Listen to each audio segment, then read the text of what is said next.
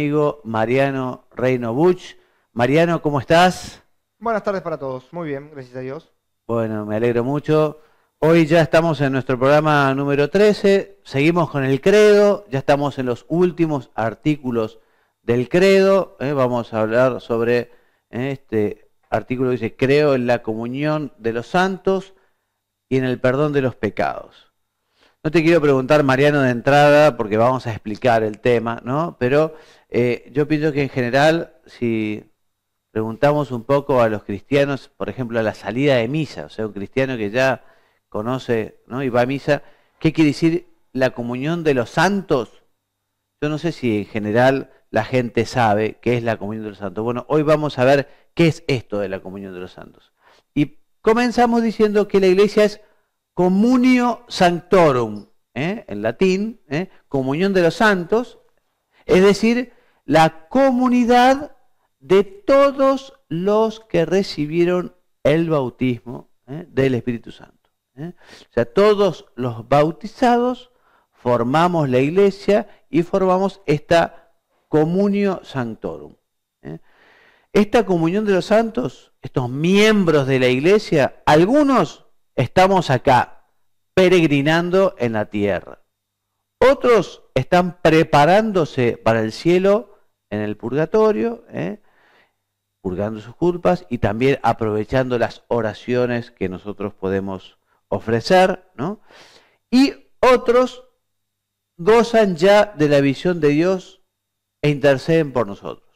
Entonces, cuando hablamos de la iglesia, lo hemos dicho más de una vez, no nos referimos al templo en primer lugar, sino que nos referimos a esta comunión de los santos que tiene miembros en la tierra, en el purgatorio y en el cielo.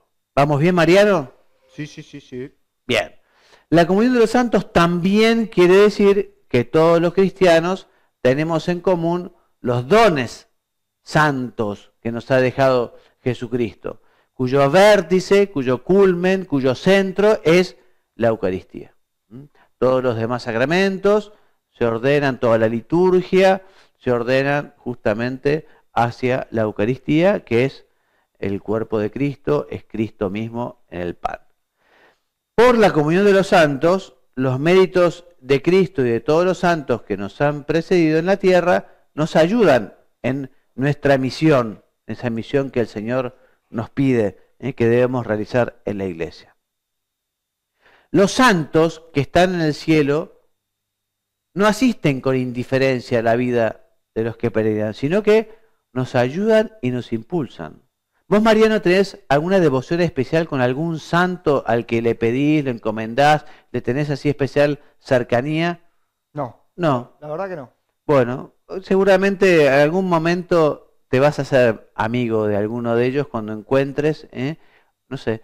Te recomiendo para tu lectura espiritual la vida de los santos. Hay muchas biografías de los santos que son muy enriquecedoras, porque conoces la vida de personas que nacieron santos. Los santos no nacen santos. Son personas que trabajan, luchan, se equivocan, tropiezan, pero perseveran. La que leí, San Agustín. Bueno, ¿te gustó? Sí, maravillosa. Claro. Pero, a ver, lo reconozco, no digo que tengo la cercanía. Está bien. Eso más, me parece más elaborado. Bueno, pues te recomiendo para tu vida espiritual, vos que vas todos los días a rezar un rato a la catedral, alguna biografía de algún santo, porque, bueno, por imitación, viendo también sus luchas. ¿Alguno en especial? Y por ejemplo la vida de San Francisco no fue alguien que la tuvo siempre fácil, ¿no? Incluso él ya estando entregado. Hay un libro maravilloso que es una biografía de Santa Teresa de Jesús, una mujer que era simpaticísima, monísima, que le encantaba a la gente, y sin embargo le puso una garra, una mujer con un sentido común. En fin, hay muchas biografías de santos que tienen mucha polenta, ¿no? Entonces, bueno, ahora que están en el cielo, no es que están ahí en una reposera, digamos, contemplando a Dios, sino que continúan con su tarea de interceder por los hombres, de apoyar a la iglesia. Por eso es muy importante que nosotros también acudamos a ellos para pedir su auxilio. La fidelidad de cada bautizado tiene importancia. O sea, no da lo mismo que nos portemos bien o que nos portemos mal. O sea, eso es la comunión de los santos. el bien de cada uno ayuda a los demás. Eso es la comunión de los santos. También se puede hablar de una comunión en el pecado. O sea, las cosas que hagamos mal también repercuten en los demás, ¿no? Por eso San José María, que es uno de los santos que yo le tengo mucha devoción, en su libro Camino dice, de que tú y yo nos portemos como Dios quiere, no lo olvides, dependen muchas cosas grandes.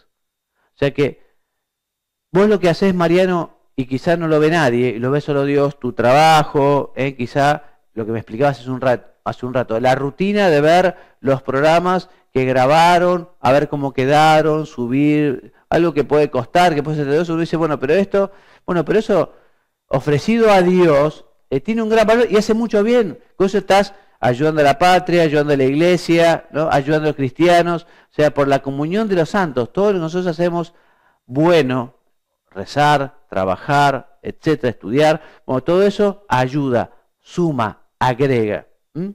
Bien, entonces, en su caminar terreno, la iglesia también está estructurada, ¿no? O sea, la iglesia está estructurada en las llamadas iglesias particulares. Para que te des una idea, una iglesia particular es fundamentalmente una diócesis. ¿Sabes lo que es una diócesis, Mariano? Una diócesis es una porción del pueblo de Dios que además está delimitada geográficamente. Sí, por ejemplo, la diócesis de San Isidro, donde estamos nosotros ahora, ¿no? Está la arquidiócesis de Buenos Aires para allá, para aquel otro lado La de San Miguel, la de San Miguel, Merlo Moreno, ¿no? Entonces, en fin, son las iglesias particulares. No son las únicas estructuras que hay en la iglesia, porque en la iglesia también están, no sé, las preaturas personales, están las diócesis personales, están, en fin, ordinariatos castrenses, pero bueno, las iglesias particulares son principalmente las diócesis, ¿no? Que están formadas a imagen de la Iglesia Universal, presididas cada uno por su propio obispo, por su propio pastor, y en esas iglesias particulares se da una comunión peculiar entre sus fieles, con su obispo, con sus patronos, con su fundador, etcétera. Variado, decime. Obispo auxiliar. Sí. El rol que ocupa entiendo que es de ayuda. Exacto. El obispo titular, digamos. Exacto. Pero tiene algo que ver, o sea, el obispo auxiliar es el que después va a quedar como titular. No, se llama coadjutor. El coadjutor es un obispo auxiliar con derecho a sucesión. Ok. ¿Entendés? Ese es el que, cuando si fallece o renuncia el obispo, directamente, automáticamente ya pasa a ser obispo titular. Por eso, pero el auxiliar a priori no debería ser el que lo suceda. No. En cambio el coadjutor sí. Y además hay auxiliares para una determinada zona de la diócesis o para unos determinados temas. Por ejemplo, bueno, este obispo auxiliar se ocupa de los universitarios, de los inmigrantes. Bueno. Bien, entonces, análogamente se da esta comunión también con otras realidades eclesiales, ¿no? Porque también estamos en una cierta comunión de oraciones y otros beneficios espirituales, incluso una cierta unión en el Espíritu Santo con cristianos que no pertenecen a la Iglesia Católica, ¿no? Punto 1.1, la Iglesia es comunión y sociedad. Y los fieles son todos los bautizados, todos en la Iglesia somos fieles, está compuesto, ya lo veremos, por la jerarquía, los laicos y por la vida consagrada. Comenzamos diciendo que la Iglesia en la tierra es a la vez comunión y sociedad estructurada. Una sociedad humana acá en la tierra, una sociedad humana que tiene una cierta estructura, que es la que nos dejó Jesucristo, y lo que estructura a la iglesia fundamentalmente es la palabra de Dios, los sacramentos y los carismas, ya lo veremos. Pero la estructura, evidentemente, no se puede separar de su realidad comunional, ¿no? O sea que evidentemente la estructura está al servicio del mensaje evangélico, ¿no? Tampoco no se puede sobreponer a ella, la estructura, ni puede entenderse como un modo de automantenerse o autogobernarse por sí misma después de un primer periodo así de fervor carismático. Y te lo digo, ¿sabes por qué, Mariano? Porque antes había algunos que decían, bueno, está la iglesia carismática, ¿no? Y la iglesia jerárquica, ¿no? Entonces uno dice, bueno, la iglesia jerárquica, los obispos, la estructura, no. La iglesia es a la vez, es jerárquica, pero a la vez es carismática. Bien, entonces son los sacramentos los que estructuran la iglesia y especialmente tres sacramentos: el bautismo, la confirmación y el orden. ¿Por qué? Vamos a ir viendo, pero te adelanto algo. Por un lado, por el bautismo ingresamos a la iglesia, pertenecemos, somos fieles cristianos en la iglesia católica donde nos bautizamos. La confirmación, uno asume ese compromiso ya, y el orden justamente es lo que determina la jerarquía. La jerarquía está dada por el sacramento del orden sagrado, ¿no? Que es por el que se hace uno diácono, obispo o presbítero. Bueno, entonces, los fieles con estos sacramentos participan en forma diversa de esta misión sacerdotal de Cristo y por tanto del sacerdocio de Cristo. Y de la acción del Espíritu Santo en los sacramentos y a través de los carismas provienen las tres grandes posiciones históricas que se encuentran en la Iglesia. Entonces, en la Iglesia, digamos, podemos dividirla en tres grandes rubros, por decirlo. Los fieles laicos, que son los bautizados, el laico corriente, que trabaja, que está en la calle, el fiel bautizado corriente, laico. Después, los ministros sagrados, que son los que recibieron el sacramento del orden, que puede ser tres, ya dijimos, puede ser diácono, presbítero u obispo. Y después están los religiosos, que a veces los religiosos salen o de los fieles, ya veremos, o de los ministros sagrados. Todos fieles, porque si no fueran fieles serían infieles. Pregunta. El ministro que acompaña al cura, que lo ayuda y le acerca las cosas y demás, que muchas veces no son diáconos, ¿qué son? Y no, son fieles que han recibido una peculiar tarea, digamos, litúrgica, pastoral, digamos, son... ¿Pero no se necesita formación para eso o sí? Sí, habitualmente sí. Por ejemplo, para los ministros extraordinarios de la Eucaristía, es un nombramiento que es por 3 años, pues se requiere que tenga una vida, una conducta y después una formación. Okay. ¿No? O sea, por ejemplo, para el ministerio ese. Bueno, entonces seguimos avanzando y decimos que efectivamente son todos fieles porque son todos bautizados y todos miembros de la iglesia. Han sido hechos partícipes cada uno según su propia condición de la función sacerdotal, profética y real. Mira, acá me encontré una foto, Mariano, de 3 hermanos. Un obispo, uno casado y una hermana monja. Acá representa, digamos, como los 3 tipos de fieles en la iglesia, ¿no? La jerarquía, el fiel corriente, hombre casado y una monja, ¿no? Los hermanos Versosa son españoles. Bien, entonces Cristo instituyó la jerarquía eclesiástica. La jerarquía no fue una buena idea de los apóstoles, o dice, bueno, vamos a ver cómo organizamos la iglesia. Bueno, no. Jesucristo quiso que la iglesia fuera así. Y justamente tú eres Pedro, yo esta piedra edifica mi iglesia.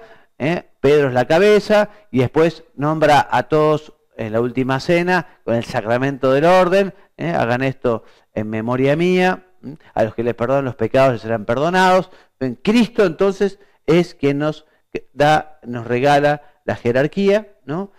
Que tiene la misión de hacer presente a Cristo en todos los fieles, especialmente por los sacramentos y también con la predicación de la palabra de Dios. Y esto lo hacen con la autoridad recibida de Cristo. O sea, Cristo les da ese munus docendi, o sea, ese munus, esa función de enseñar, de regir, o sea, de gobernar. Bien. Entonces los fieles o los miembros de la jerarquía recibieron la misión de guiar el pueblo de Dios. Entonces la jerarquía está formada por los ministros sagrados, que son, dijimos, obispos, presbíteros y diáconos. Acá tenemos obispos, presbíteros, sacerdotes y diáconos. Los diáconos los pueden llegar a reconocer porque usan también la estola, así tipo banderola, como si fuera de River, ¿no? Entonces el ministro de la iglesia tiene una dimensión colegial, es decir, la unión de los miembros de la jerarquía eclesiástica está al servicio de la comunión de los fieles. Y cada obispo ejerce su ministerio como miembro del colegio episcopal. A ver, una pregunta difícil, Mariano, atención. El colegio de los obispos, de alguna manera, viene a reemplazar el colegio que estaba junto con el Señor. ¿Cómo se llamaba ese colegio que estaba junto con el Señor? Esos que estaban tan cerca, que Pedro era la cabeza. Los discípulos. Los apóstoles. Los apóstoles. O sea, los 2 apóstoles, ese colegio. Entonces, el colegio de los obispos, de alguna manera, está representando, ¿no?, al colegio apostólico, ¿no?, al colegio de los apóstoles, ¿no? Siempre estarán en unión con su cabeza, que pertenece al colegio, que es el Papa es obispo, ¿no?, y haciéndose partícipe con él y con los demás obispos de la solicitud por la Iglesia Universal.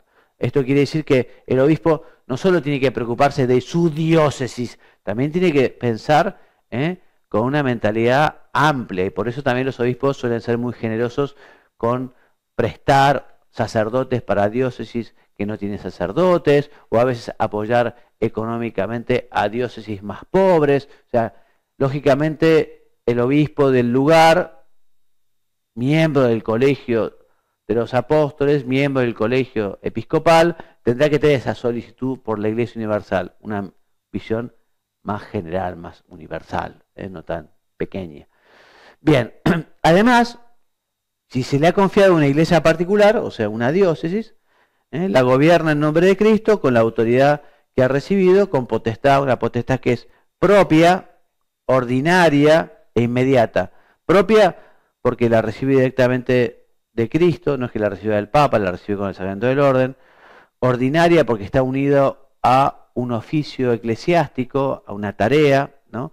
Y es inmediata también, ¿no?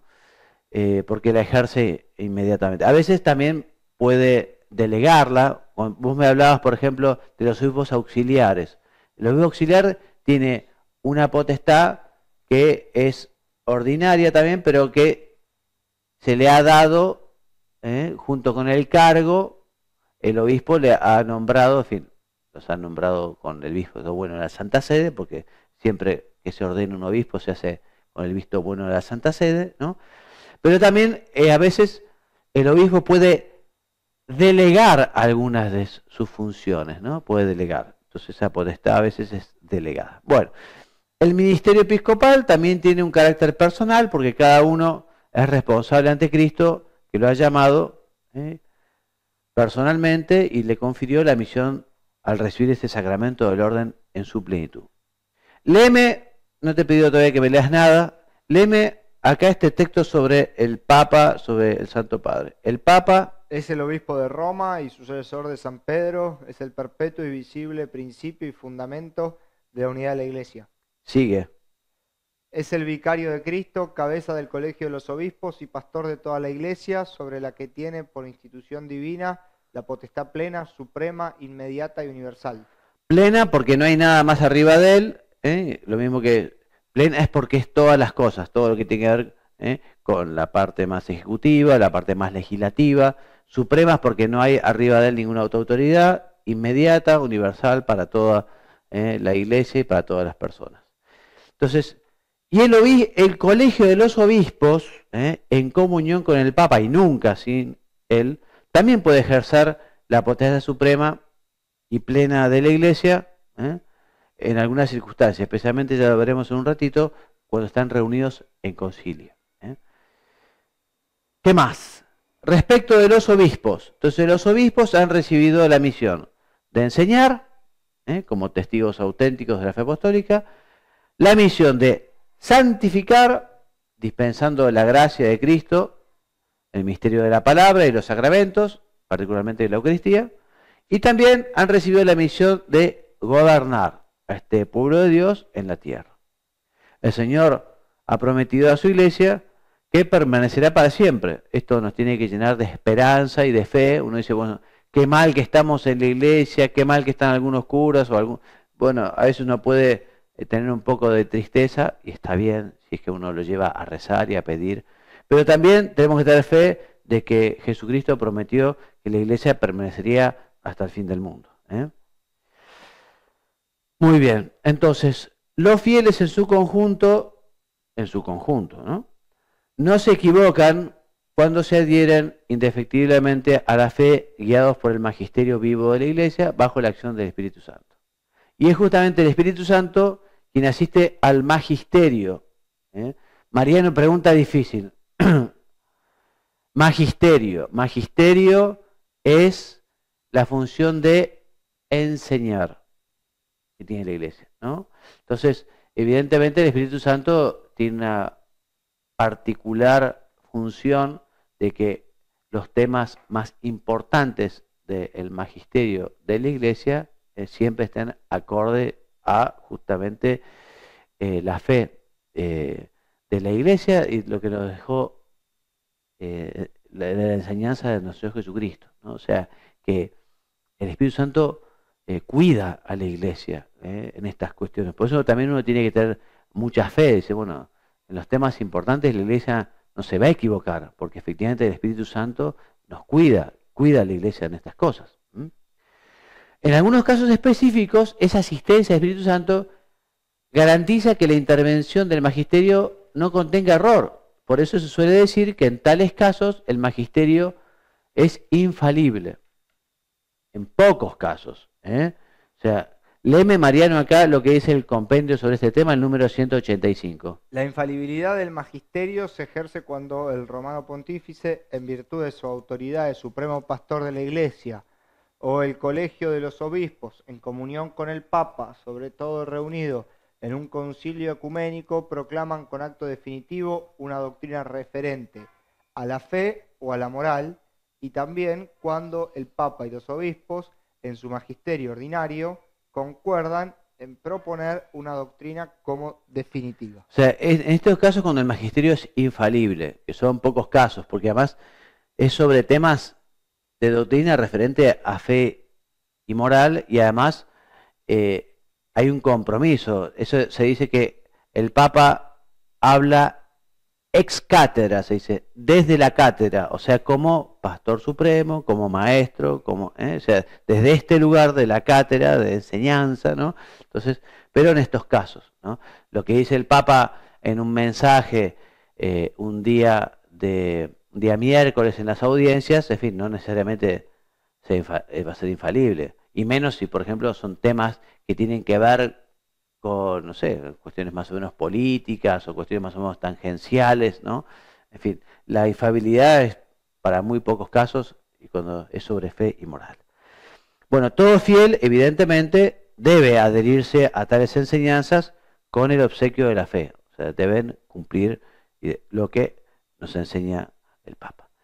Bueno, Mariano, decime por favor, acá léeme un poquito las enseñanzas del compendio sobre los laicos. ¿Cómo no? Son aquellos fieles cuya misión es buscar el reino de Dios, iluminando y ordenando las realidades temporales según Dios. Responden allí a la llamada a la santidad y al apostolado que se dirige a todos los bautizados.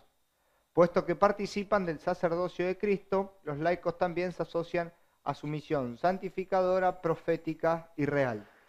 O sea que la misión de los laicos para ser apostolado, para llevar el reino de Dios, no es que la reciban del párroco o la reciban del obispo, sino que por el bautismo están llamados, ¿no?, justamente a ser otros Cristos y a llevar esta verdad revelada a los demás, ¿no?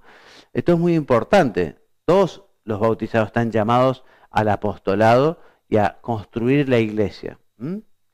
Por eso los laicos participan en la misión sacerdotal de Cristo cuando ofrecen como sacrificio espiritual, sobre todo en la Eucaristía, la propia vida con todas sus obras.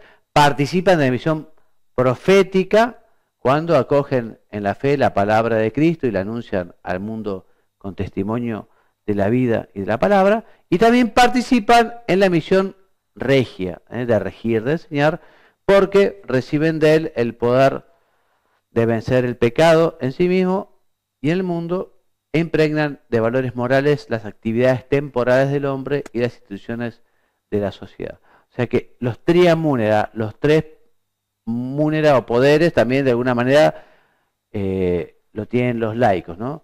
La misión sacerdotal, profética y de gobierno o regia. Entonces, de los fieles laicos y de la jerarquía provienen los consagrados. Los consagrados, de un modo especial, se entregan a Dios a través de los consejos evangélicos, pobreza, castidad y obediencia. Y vamos terminando. ¿Qué es la vida, este punto? ¿Qué es la vida consagrada, Mariano? Léeme. La vida consagrada es un estado de vida reconocido por la Iglesia que participa en su misión mediante una plena entrega a Cristo y a los hermanos, dando testimonio de la esperanza del reino de los cielos. ¿Vos llegás a distinguir lo que es un sacerdote secular de uno religioso? No. Porque las órdenes religiosas te suenan Sí, sí, sí. jesuitas, Eso sí, dominicos. Entonces, hay sacerdotes que pertenecen a la orden religiosa, pero hay sacerdotes que pertenecen a la diócesis, están incardinados, por ejemplo, a la diócesis de San Isidro, a la diócesis de San Martín, ¿no? Entonces podemos decir que hay sacerdotes que son religiosos y seculares, ¿no? Los religiosos entonces son los consagrados, las monjas se llaman consagradas, y habitualmente los votos son estos tres, ¿no? Pobreza, castidad y obediencia. Bueno, punto 2, creo en el perdón de los pecados. Entonces, bueno, Cristo tenía ese poder, y de hecho se sorprendieron cuando dijeron, ¿quién es este que perdona los pecados, no? Y le dio a los discípulos este poder, ¿no? A quienes les perdonan los pecados les serán perdonados, a los que se los retengan les serán retenidos. El día de la resurrección, a la tardecita, Jesucristo se les apareció en el cenáculo a los apóstoles y les dijo, léeme, ¿qué les dijo acá en Juan 20, 22, 23? Recibid el Espíritu Santo, a quienes perdonéis los pecados, les quedan perdonados, a quienes se los retengáis, les quedan retenidos. O sea que efectivamente este poder se los dio Jesucristo a los apóstoles.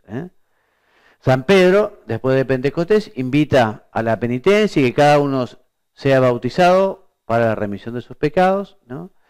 Y la Iglesia conoce dos modos de perdonar los pecados. El primero es a través del bautismo. Nosotros estamos acostumbrados a que los bautismos sean de chicos, de niños, de bebés, ¿no? Pero también se bautizan gente grande. Cuando se bautiza una persona grande se le borran todos los pecados a aquel que se bautiza, ¿no? Y la otra manera de perdonar los pecados es a quienes ya están bautizados, es a través del sacramento de la penitencia, en el que justamente el bautizado se reconcilia con Dios y con la Iglesia a través del sacerdote que dice la absolución representando a Cristo, en persona de Cristo. Yo te absolvo, dice el sacerdote, porque es Cristo, en el Padre, Hijo y Espíritu Santo, ¿no? Bien, entonces cuando se perdonan los pecados, es Cristo el que perdona. Y no hay ninguna falta que la Iglesia no pueda perdonar. O sea, Dios perdona todo, siempre que haya arrepentimiento. Cuando se habla de los pecados del Espíritu Santo son cuando no hay arrepentimiento. Si no hay arrepentimiento, Dios no nos puede perdonar. Pero si uno se arrepiente, todo pecado se puede perdonar. Entonces la Iglesia es instrumento de santidad y santificación, actúa para que todos estemos más cerca de Cristo. Y por último, el cristiano, con su lucha por vivir santamente y con su palabra, puede hacer que los demás estén más cerca de Cristo y se conviertan. Bueno, hasta aquí nuestro programa. Hoy hemos sido más breves. La semana pasada duró más, así que nos viene bien. ¿Cuál es la bibliografía? Como siempre, el Catecismo, número 976 a 987, y el compendio. Nos despedimos. Hasta nuestro próximo programa. Aprovechemos para rezar, especialmente teniendo en cuenta este misterio de la comunión de los santos. Tratemos de rezar y portarnos bien para hacerle mucho bien a la Iglesia que la necesita, a nuestros pastores. Apoyemos al Papa con nuestro comportamiento, con nuestra oración. Que Dios los bendiga y los haga muy santos.